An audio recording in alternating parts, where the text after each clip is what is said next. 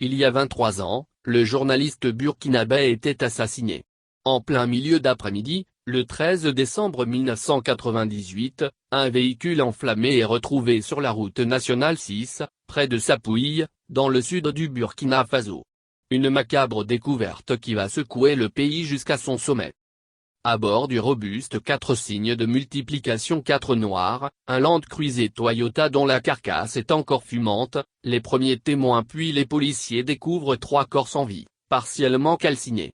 Aucune trace de freinage ou de collision n'est observée sur les lieux et rien ne semble indiquer un banal accident aux conséquences tragiques.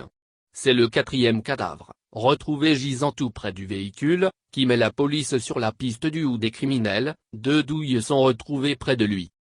L'autopsie confirmera que ni la fumée ni les flammes ne sont à l'origine des décès de Blaise Boudo, Ablasseni Kiema et des frères Zongo, qui se rendaient dans un ranch pour le week-end. Non, les 4 hommes ont d'abord été abattus par balle, avant que leur corps ne soit brûlé.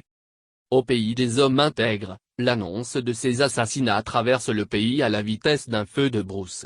Et pour cause, l'un des corps est celui du journaliste Norbert Zongo, figure de l'opposition à Blaise Compaoré et directeur de l'hebdomadaire L'Indépendant. L'affaire Ouédraogo.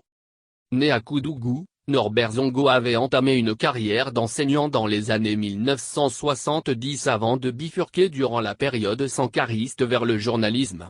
Moins d'une décennie plus tard, en 1993, il fondait à Ouagadougou son propre journal, dénonçant les régimes africains autoritaires et corrompus, révélant de sombres affaires impliquant des proches de Blaise Compaoré.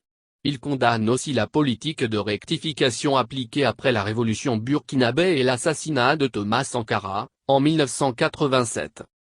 Critique, intègre et indépendant, l'hebdomadaire acquiert rapidement une grande renommée au Faso. Tirant chaque semaine à plus de 15 000 exemplaires, c'est alors le journal le plus lu du pays.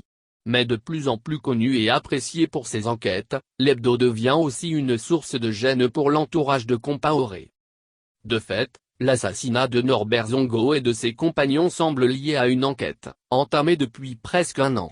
En 1998 le journaliste, qui écrivait sous le pseudonyme d'Henri Sebo, travaille sur l'incarcération arbitraire de David Ouédraogo au Conseil de l'Entente, une caserne militaire. Le jeune homme, ex-chauffeur personnel de François Compaoré, le frère cadet du président, avait été accusé de vol à l'encontre de Salah Compaoré, la femme de ce dernier. Le 13 janvier 1998, Norbert Zongo publie dans l'Indépendant, « Nous ne cherchons pas à savoir s'il y a eu un volume.